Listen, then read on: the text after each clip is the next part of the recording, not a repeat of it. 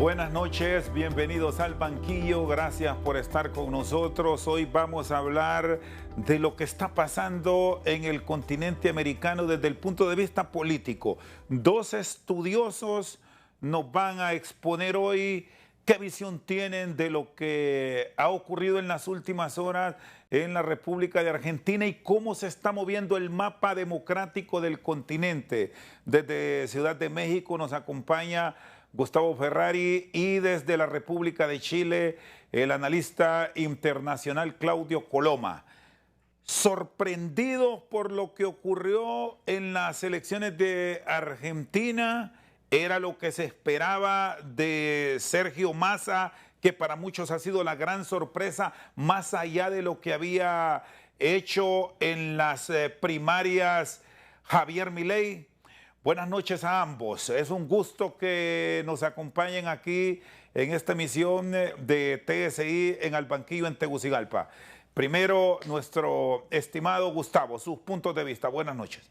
Buenas noches, Rosendo. Gusto de saludarte nuevamente, de acompañarte en este espacio tan reconocido en tu canal y con tantos buenos amigos y queridos amigos allá en Honduras. La pregunta que me estás haciendo sí llamó la atención, sí sorprendió, pero el tema, lo que sorprendió fue que es la pregunta que la dejaría en el aire. ¿Cómo uno dentro de la lógica podría explicarse que una persona que pertenece a un gobierno que prácticamente está dejando al país en ruinas con sus arcas totalmente vacías? Esa persona es el ministro de Economía, es el quien ha manejado en el último año esta crisis económica que está llevando al abismo financiero a la Argentina, se convierte hoy en el ganador de las elecciones. La pregunta que se hace la gente es decir, ¿cuál es la respuesta? La respuesta la podríamos tocar en dos aspectos. La primera sería, y frente a Javier Milei, es que las estructuras políticas tradicionales en la historia política de América Latina siguen funcionando. Las bases, los partidos en sí, cuando necesitan y huelen a derrota, salen a funcionar de la manera que uno quiera. La vieja maquinaria electoral, si queremos llamarla de clientelismo, de prebendarismo, de lo que sea, pero funciona, ¿no? Y evidentemente las situaciones que generaron el triunfo de Sergio Massa ayer frente a esta suerte de outsider de Milei sobrellevaron, digamos, la respuesta, es decir, más vale un bueno o un malo conocido que un misterio por conocer.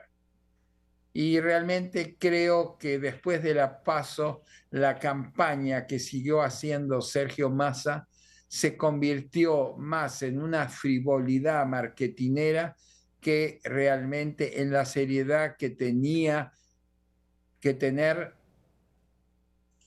el camino hacia una presidencia de la República.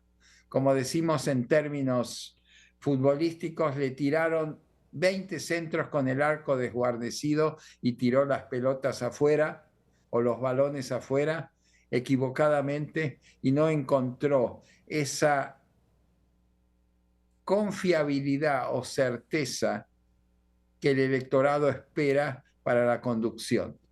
Él salió con su famoso motosierra, salió con un mecanismos transgresores muy fuertes, al mismo tiempo, y perdón, una generación, digamos, que es la de mis hijos, no todo se maneja a través de las redes sociales. El tener 25.000 o 25 millones de likes no se significa que eso se vea reflejado en una boleta electoral que se pone dentro de las urnas. Y así pasó, ¿no? Porque por un lado, quienes eran los opinólogos de ese movimiento, sobre todo en las últimas etapas, marcaban una campaña muy dinámica en redes sociales, pero la pregunta es cuánto representa el electorado tradicional el uso de esas redes sociales. Hace muchísimos años yo escribí un trabajo para la Fundación Konrad Adenauer que se llamaba Nuevas tecnologías y viejas tradiciones en las campañas electorales de América Latina. Es un trabajo que ya tiene 25 años y te podría decir, Rosendo, Claudio, que sigue más vigente que nunca, porque frente a la cada vez más avanzada tecnología tenemos que recorrer o recordar unas viejas palabras que dijo un señor hace aproximadamente 2000 años. La mejor forma de acercarte al electorado es mirarle a los ojos, estrechar la mano y darle una palmada en el hombro. Esa frase la dijo un señor hace 2000 años antes de Cristo. ¿Me vas a decir si tiene vigencia o no? Pues sí, claro que tiene vigencia. Muy bien, Entonces, gracias. Adelante, perdón. Sí, gracias, Gustavo. ¿Qué piensa Claudio? Un gusto saludarlo siempre y conversar. Allá en América del Sur, donde han vivido más de cerca estos procesos electorales muy interesantes por las tendencias que han marcado los países del sur. De un lado, la derecha buscando la continuidad y las oportunidades que han tenido la izquierda, que ya ha consolidado bastiones políticos no solamente para la Argentina, pasa en Chile, ha pasado en Brasil, en Colombia, en Bolivia, y bueno, y experimentos que en otros países no surgieron de la forma en que planificaron sus líderes, el caso de Ecuador. Claudio, buenas noches. Hola, buenas noches, Rosendo. Buenas noches, Gustavo. Un gusto estar contigo nuevamente. A ver, varios temas, varios puntos que han salido. Voy a ir tratando de abordarlos de a uno. El primero, si me sorprendió, yo diría, uno, la noticia, si uno lee las noticias, sí, la noticia es sorprendió.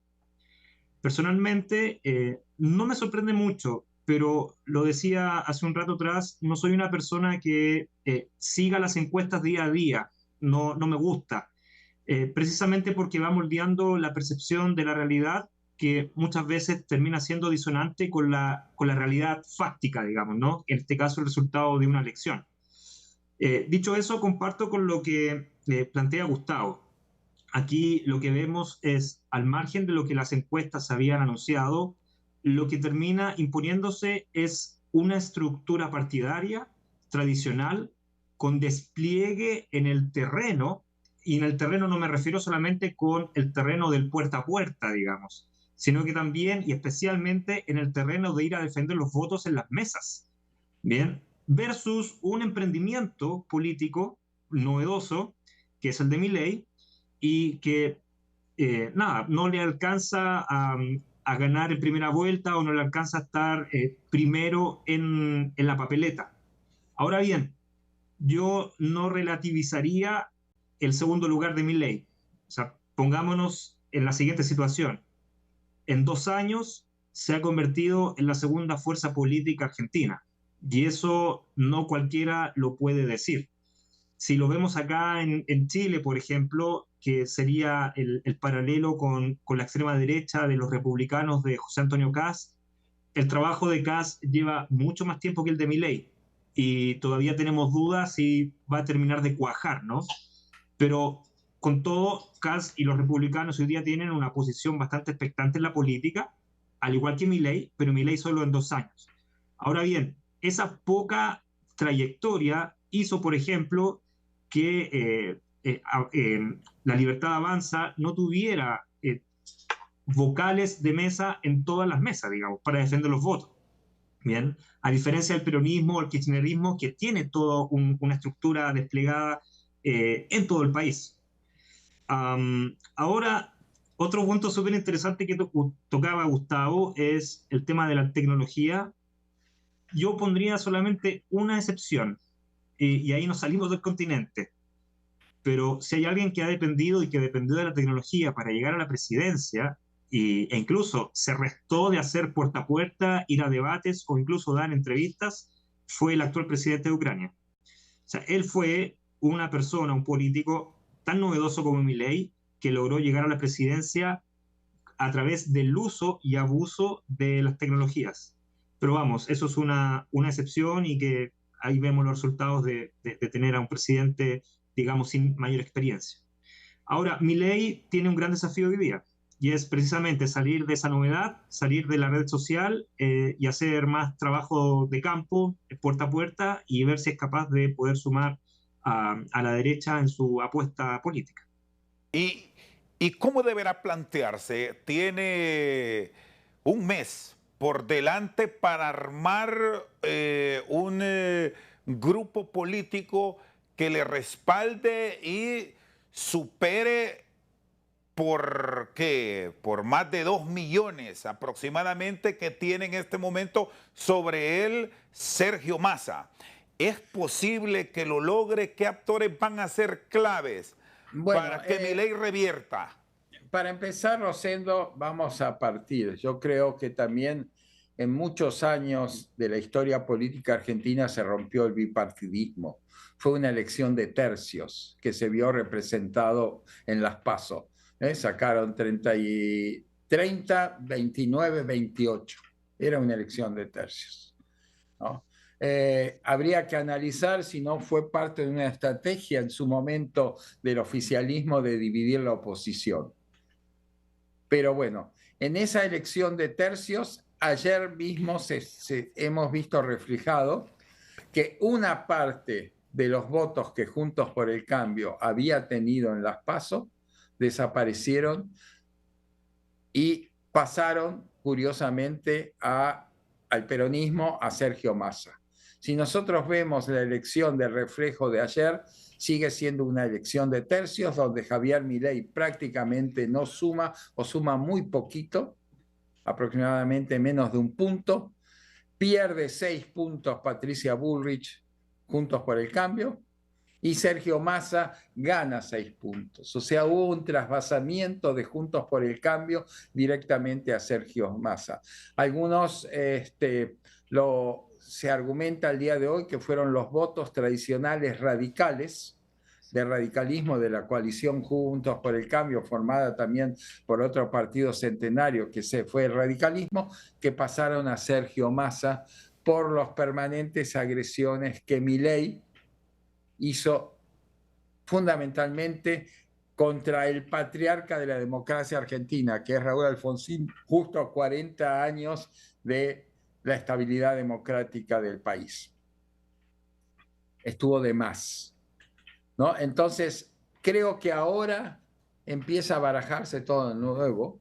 Yo no sé hasta el día de hoy si Javier Milei va a poder sumar todos los votos, en este caso de Juntos por el Cambio. Yo creo que la decisión se va a fragmentar. Los radicales de Juntos por el Cambio ya han dicho de que no van a votar a Milei. Entonces, le va a costar mucho, digamos, cada voto extra que pueda conseguir. Él ayer bajó su nivel de agresión, habló de barajar de nuevo, de empezar de nuevo. Evidentemente yo creo que se va a sentar con el operador que va a tener Juntos con el Cambio, que no va a ser Patricia Bullrich, sino va a ser el propio Mauricio Macri, ¿no? Y ver cómo pueden formar algún tipo de coalición hacia el balotaje.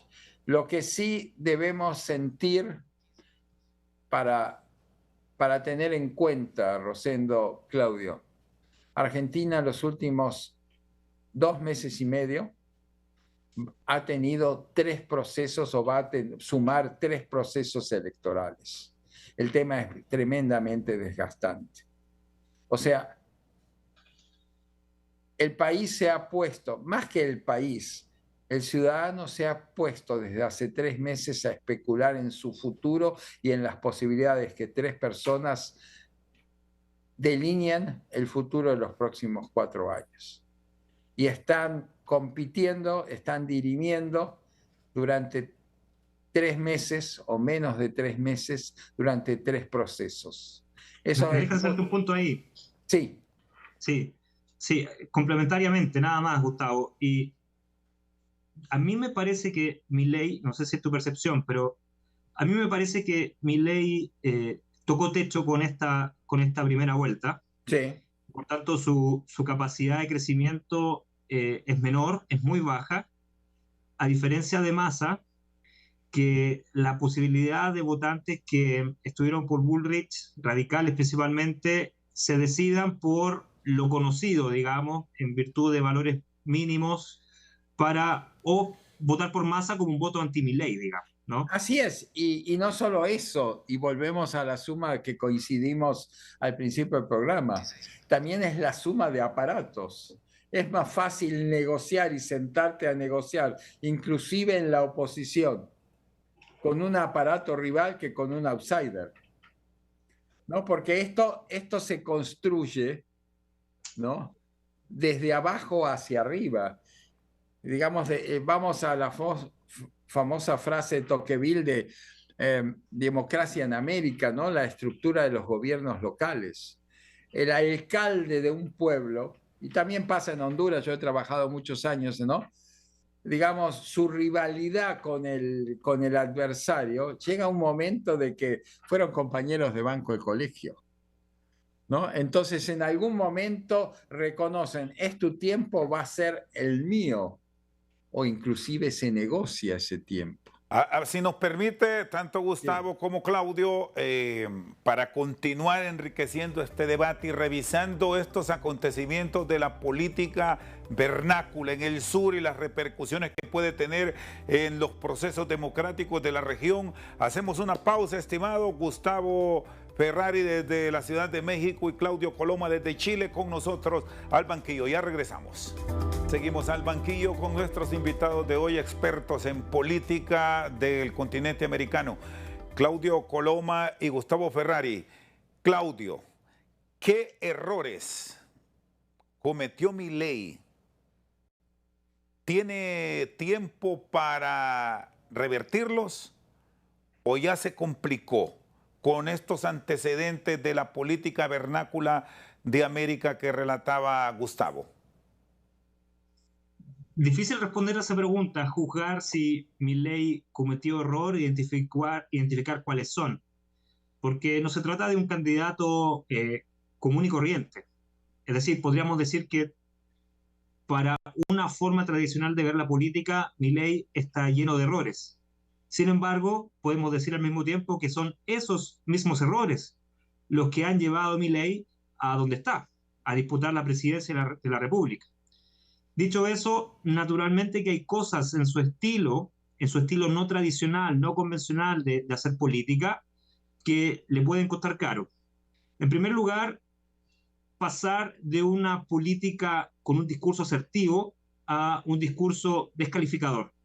Yo creo que ahí hay un error de estilo, digamos, en donde él muchas veces no supo distinguir la frontera entre la asertividad, entre decir algo provocador, algo rebelde, algo que prometa un cambio profundo, versus descalificar a representantes del establishment.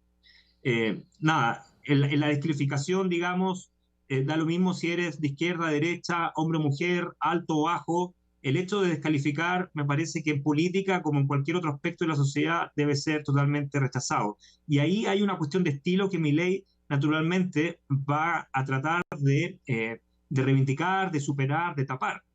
De hecho, él ayer, me parece de una manera poco astuta, él declaró que daba por cerrado cualquier controversia con Bullrich o con su sector, digamos. Él lo daba por superado, como que si él hubiera sido la víctima, digamos, ¿no? Siendo que él fue el agresor en el sentido de la descalificación. Entonces, yo creo que ahí hay una estrategia política, comunicacional, que debe comenzar a replantearse.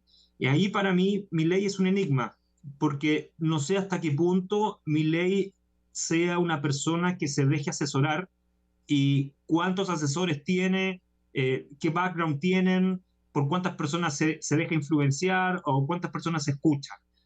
Entonces, ahí para mí Milei representa una persona muy poco predecible. Coincido plenamente lo que está diciendo Claudio.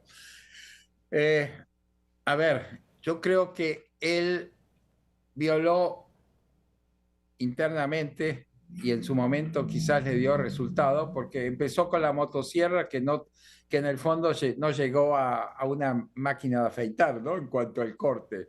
Una dolarización que al fin se dio cuenta, pero lo más importante es su permanente agresividad hacia las instituciones. Un país funciona con instituciones. Nos gusten, hay policía, puede ser mala, pero necesita haber policías. Hay fuerzas armadas, lo mismo, sindicatos, universidades, el periodismo, como inclusive las instituciones políticas que refuerzan un proceso democrático. Él, digamos, se estrelló en su discurso bombardeando a eso. Y se dio el caso hace muchísimos años parecido en Brasil con Collor de Mello, ¿no? Cuando se producen las primeras crisis, esas instituciones que te deberían defender hacen como el buen turero un pase de Verónica y te dicen, ole, caete solo, ¿no? Entonces, él creo que no midió con la prudencia. Él directamente puso en una misma bolsa todo el tema institucional. Ahora, lo más interesante a esto, que ya no es Milei, sino al electorado, en el caso de Massa, su gobierno, porque en el fondo él ha actuado prácticamente como presidente inspector en los últimos 6 meses, ha tenido casos muy, pero muy fuertes de corrupción. Lo que apareció con el asunto de un funcionario de alto nivel que lo encontraron en un yate con una señorita en Marbella. Curiosamente, sus funcionarios creían que estaba en actividad porque seguía firmando decretos vía digital y nadie sabe hasta el día de hoy cómo lo hizo. O el otro operador político que tenía un sinnúmero de tarjetas de débito y él mismo retirado. La pregunta que me hago a esto es hasta dónde, y ahí la traslado a América Latina, tanto Claudio Rosendo, hasta dónde hoy la corrupción es un tema, digamos, que influye en una campaña política o inclusive, y me atrevo a señalarlo así, es un sentimiento aspiracional de cierta dirigencia. O sea, esa persona que hoy está viendo que un funcionario está en un yate con una vedette, voy a llamarlo así, ¿no? Gozando de las divinidades de la fortuna, pagando, no sé, $20,000 por día, el alquiler y así sucesivamente. Si eso en un momento influye como un acto condenatorio o como un acto aspiracional. Si esta persona lo tiene, ¿por qué yo no lo puedo tener? O sea, la corrupción, en este caso, me importa un diablo. De hecho, yo te lo planteo de esta forma también, en el sentido de la aspiración. Y es que estamos frente a un ministro de Economía argentino que no es economista, digamos. Exacto. Y que terminó sus estudios de leyes a duras penas. Yo no sé, para aquellos economistas que terminaron su carrera, fueron a hacer su posgrado afuera, hicieron un doctorado, han hecho todo un esfuerzo, no sé cuánto esperarían o cuánto soñarían tener esa posición de dirigir la economía del país para sacarla de la crisis en la que está. ¿Ah? En el fondo... ¿Y cuál fue esa maniobra que empoderó a Massa? Porque llama poderosamente la atención que todos estos hechos que fueron probados, los señalamientos y los cuestionamientos que se dieron contrario a generarle una incidencia de descrédito, lo ha catapultado en este proceso electoral. Y aquí hay un elemento que quiero que me lo analicen ambos, que ya lo planteaba Gustavo.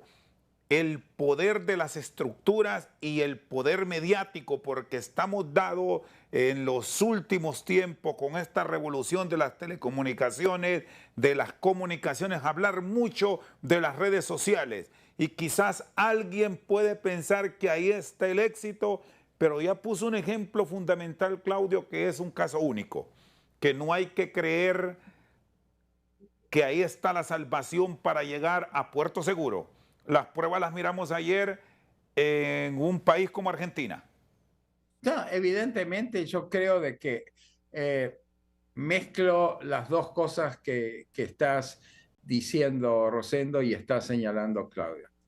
La pregunta es, si Javier Milei hace 3 años hubiese seguido como un economista brillante, yendo a los canales de televisión, analizando como un académico una variable inflacionaria versus costo de vida o canasta básica, hubiese tenido, sin esos exabruptos que lo caracterizaron, sería hoy el personaje que es. Yo te diría no, porque cuántas economistas o especialistas en economía pasan todos los días por todos los canales de la televisión de todo el mundo. Y ninguno ha surgido ese fenómeno. Pero con esa personalidad que él se fue fabricando, ¿no? Del despeinado, el transgresor, ¿no? Un mensaje bastante polémico. Primero, sabemos muy bien que la televisión siempre necesita tener una dinámica y una polémica para que sea atractiva. Bueno, él fue un personaje atractivo, ¿eh? Con su trajecito y su libro bajo el brazo, hubiese seguido circulando por todos los canales de televisión, darle su opinión económica y nada más. En el caso de Massa, creo que es un político hecho y derecho. Y la mejor respuesta a tu pregunta, Rosendo, es la siguiente, la dio el nuevo presidente de Paraguay, cuando dijo, ¿usted le compraría un auto usado a Sergio Massa?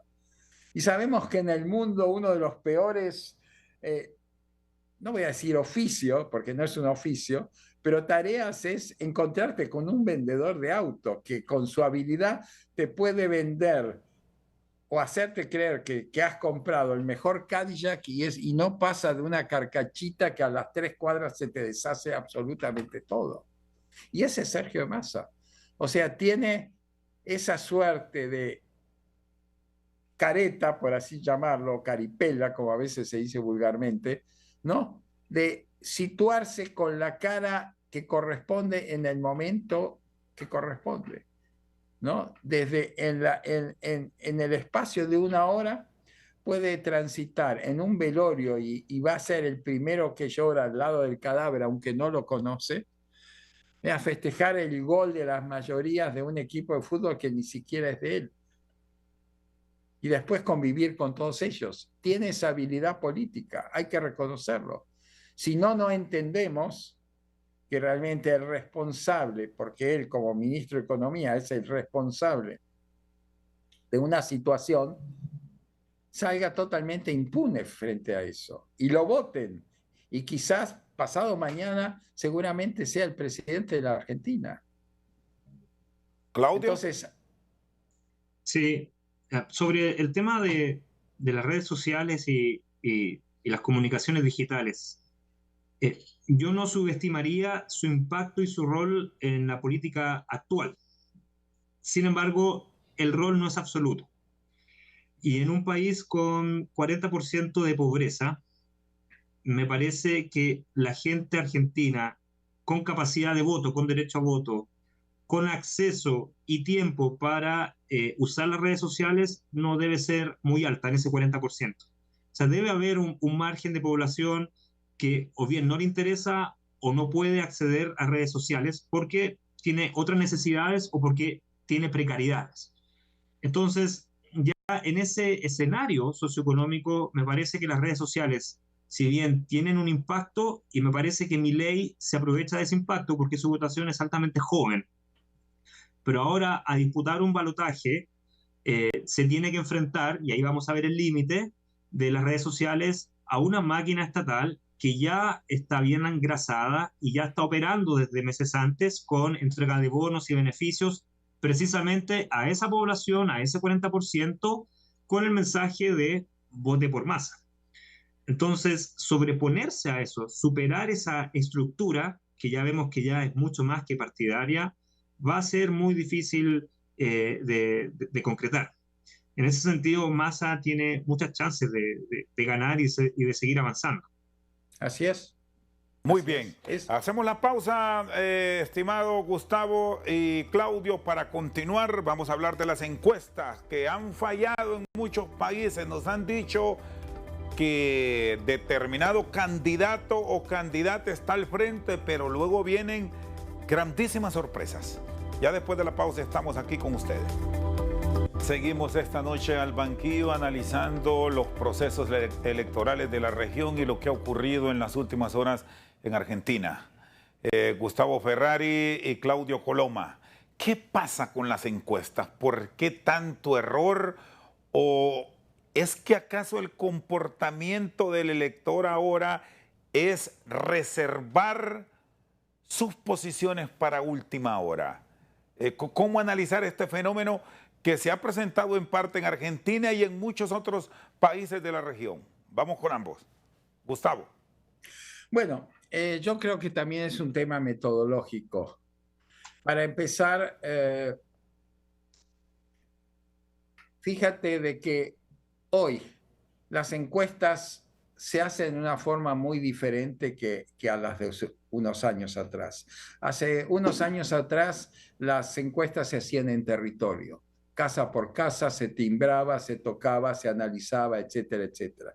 Yo pregunto hoy, ¿quién te abre la puerta de tu casa cuando tocas el timbre? Primera pregunta, ¿no? Fíjate que así como las encuestas, muchos de los países han tenido grandes problemas en hacer sus censos inclusive, donde han fallado mucho los números porque han reconocido de que no pueden censar a toda la población porque no tienen la posibilidad de acceder a esas casas. Y esto en las encuestas. Entonces se utilizan otros mecanismos, el caso de las encuestas telefónicas, inclusive por redes, etcétera. La telefónica es la más común. Para empezar, las encuestas son muy caras, cada vez son más caras. Y para pedir una encuesta alguien la tiene que pagar. Si vos, candidato, mandás a hacer una encuesta y la encuesta te está dando mal, ¿reflejás ese número? Pregunto. Primer punto. Si es un tercero generoso que la manda a hacer, prácticamente también la gente, el ciudadano, sabe que es una encuesta que alguien la va a mandar a hacer. Entonces esconde su voto. No es que decide a último momento. Yo creo que el elector tiene perfectamente definido desde mucho antes por quién va a votar. Eso de que a último momento cambie, no es cierto. Y si fuera cierto, es una minoría, digamos, insignificante. Entonces, la encuesta hoy no te refleja ese canal de comunicación que vos prácticamente en un tete-a-tete perdías hasta media hora entrevistando a una persona, porque sabía su respuesta a través de diferentes mecanismos o de preguntas cruzadas que en el estudio después de esa encuesta podías determinar ciertas tendencias. La encuesta telefónica no te permite eso. Es muy rápido, es sí o no, marque 1, 2, 3. ¿Claudio? Por ejemplo, sí, adelante.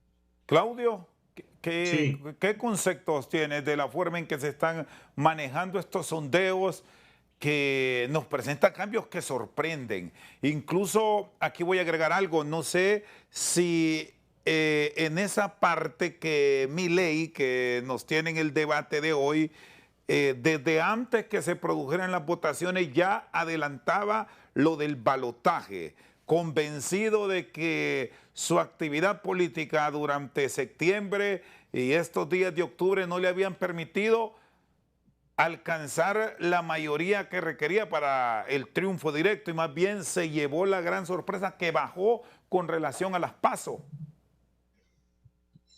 Bueno, las encuestas son un mal necesario para los políticos y la prensa. En el fondo hace funcionar la maquinita, el negocio de la política y de los medios de comunicación sobre el tema más importante de una sociedad, ¿no? La política, su administración, el poder y el destino de una sociedad. Bueno, yo hice mi doctorado en filosofía política, o sea, por principio las encuestas no van conmigo, digamos. No, como te decía al inicio del programa, evito tratar de seguirlas día a día, pero si yo estuviera en el ejercicio político, digamos, si fuera autoridad, soy consciente de que la encuesta te ayuda a moldear la realidad o te entrega una información sobre la realidad que, aunque tú sabes que no es la realidad en sí misma, no es la realidad fáctica, es una pista. En el fondo, la encuesta guía. La encuesta te debe guiar para tomar la decisión política. ¿Es la única guía que tienes? No, no es la única, pero es una que ha tomado importancia en el último tiempo. Ahora bien, hacer que la política y nuestra discusión y las tomas de decisiones se vuelvan una actividad que dependa de la encuesta me parece que es un error y lamentablemente hay políticos que se caracterizan por o se han caracterizado por depender fuertemente de ellas y se han golpeado contra la realidad.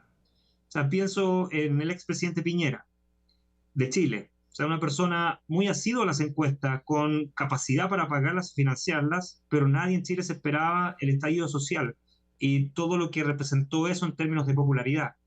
Milei, no conozco su capacidad de hacer encuestas diarias, pero si tiene toda esa máquina construida en tan poco tiempo, me imagino que se debe nutrir bastante de ello. Vista esta guía que nos ha dejado como escenario el resultado de ayer domingo, ¿qué deberá plantear y hacer para encontrar en un balotaje que ya ha dejado sorpresas como la reciente de Ecuador, que el segundo pasó a ganar? Con este antecedente para Javier Milei, ¿cómo encontrar ese respaldo en el elector no visible que es Macri, no Burrich, para intentar sobreponerse en el balotaje? Disculpa, sí, ahí hay un punto. Me parece que predecir si hay balotaje o no, por ejemplo, no tiene que ver tanto con la encuesta, o no necesariamente tiene que ver con la encuesta, sino que con el mecanismo electoral que tenga el país. En el fondo, en el pasado, países como Chile o Bolivia no tenían la posibilidad de balotaje, sino que el Congreso elegía dentro de las 3 primeras mayorías, por ejemplo. O sea, hoy día en una democracia moderna sudamericana, el balotaje es parte del mecanismo en gran parte de los países. Por tanto, y ganar en primera vuelta es muy difícil debido a la alta profesionalización que vive la política en todos nuestros países. Por tanto, la encuesta viene a reafirmar algo que ya institucionalmente es la posibilidad más probable. Eso en primer lugar. Lo segundo es, no necesito, si yo fuera Milei, no necesito de la encuesta para entender que una comunicación ruda, agresiva, basada en el insulto, va a llevarlo a la presidencia, a menos que estemos apostando con que la totalidad de la población esté en una situación de demencia o de desequilibrio psicológico, y no es así, digamos. La conflictividad en el discurso en política tiene límites y hay que saber utilizarla, y Milei ha abusado en ello. Entonces, si algo tiene que cambiar, con encuesta o sin encuesta, es eso. Y me parece que él ha llevado este recurso a un nivel extremo. ¿Mm? Y incluso deshacerse de él, me parece que va a ser muy costoso. O sea, desdecirse en política es prácticamente imposible. Muy bien, vamos a ir a una pausa para venir al cierre con nuestros invitados de hoy. Está desde Chile Claudio Coloma y Gustavo Ferrari desde Ciudad de México. Ya regresamos. Seguimos al banquillo con nosotros Gustavo Ferrari y Claudio Coloma.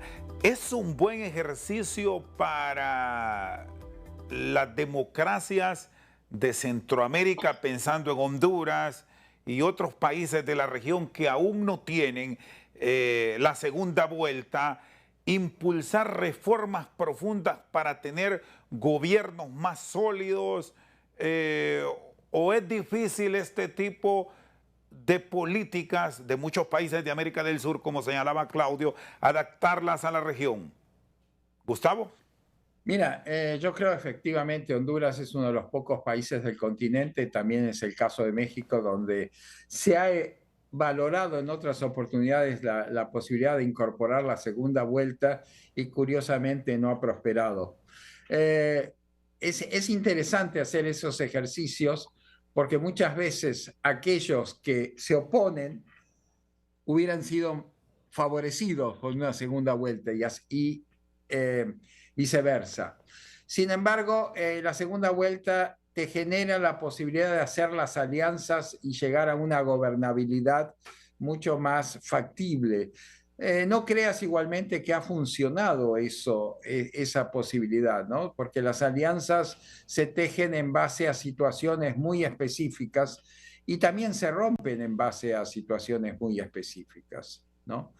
Pero, digamos, dentro del modelo político de gobernabilidad se considera que las fuerzas políticas llegan mucho más fortalecidas al gobierno a partir de alianzas preestablecidas antes de las elecciones que después se conviertan en alianzas parlamentarias ocasionales que inclusive hasta generan mayores compromisos no siempre cumplidos, ¿no? O condicionados. Yo creo que es positivo, porque si no, por ejemplo, veríamos el caso, por ejemplo, en el caso de México, Peña Nieto fue 6 años presidente con un porcentaje de 32% de votos, entonces le costó mucho la gobernabilidad después parlamentaria. También en el caso de Honduras hemos visto en las últimas elecciones que no ha habido mayorías muy consolidadas, salvo el caso de en su momento después de la caída de Mel. A lo que voy es, desde el punto de vista de la teoría política, es recomendable. No. Evidentemente, las fuerzas políticas que se consideran más tradicionales, ¿no?, creen que es una pérdida de identidad partidaria.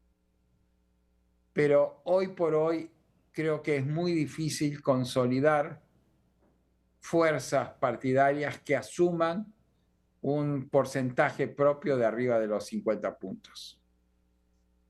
Y el tema, Claudio, de pensar también en la separación de elecciones o aplicar mecanismos que ya lo hemos observado consolidados en democracias como la de los Estados Unidos, de no acudir en una votación, como acostumbramos los hondureños, a elegir todo, hablando de alcaldías, o concejales, como lo llaman en otros países, los diputados, en el mismo día que elegimos a la presidencia de la República, y donde tenemos pues elecciones bicamerales, pues igual eligiendo al Senado.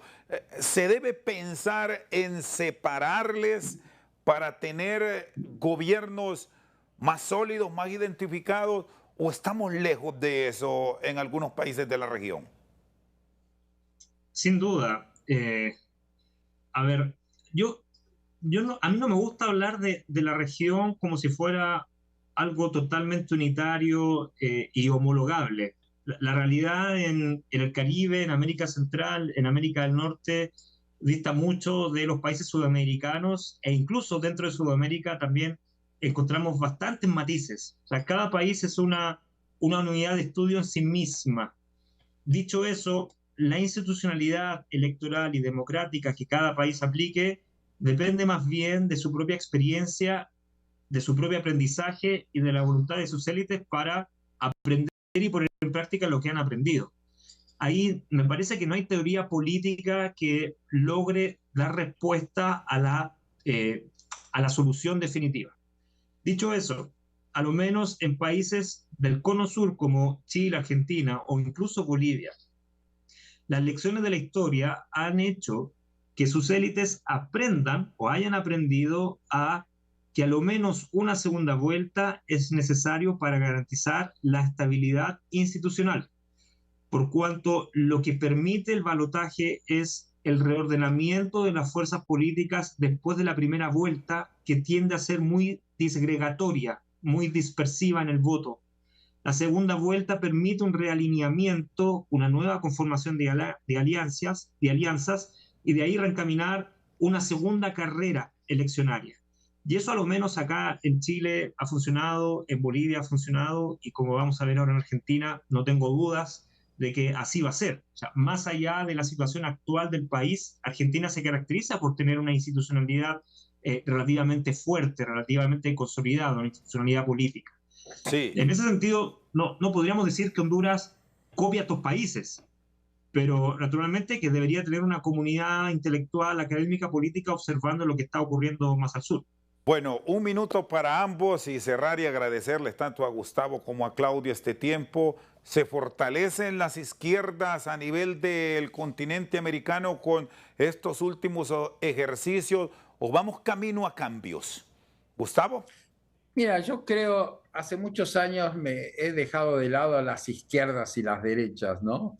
Yo creo que hay temas de intereses, hay una línea intermedia donde quizás se utilizan diferentes rumbos o caminos, pero llegas al mismo puerto. En este caso, te digo, no sería tan crítico en encasillar izquierdas y derechas, ¿no? Yo creo que evidentemente hay estilos, hay que ver en el caso específico, como bien dijimos en este programa, hasta dónde llega el fenómeno de Milei o realmente se quedó. En el caso del peronismo tampoco podemos decir qué es lo que viene de Sergio Massa.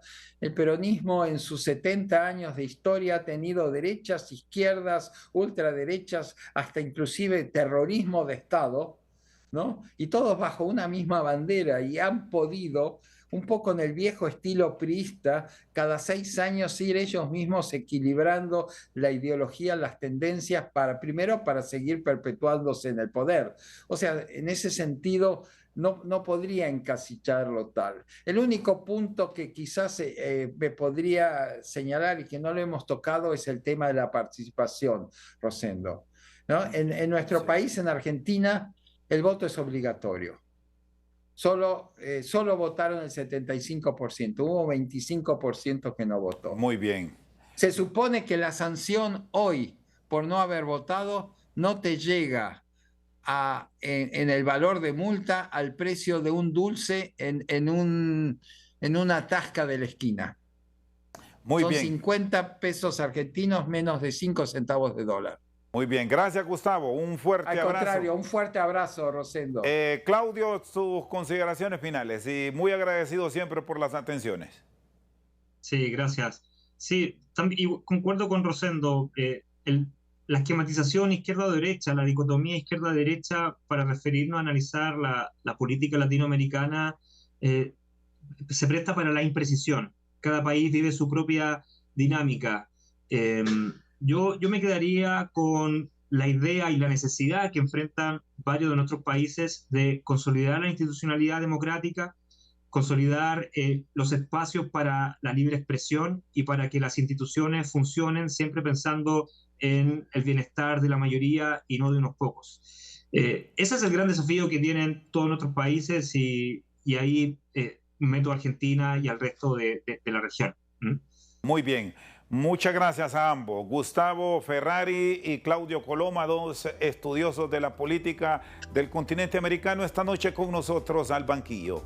Por su sintonía, muchas gracias.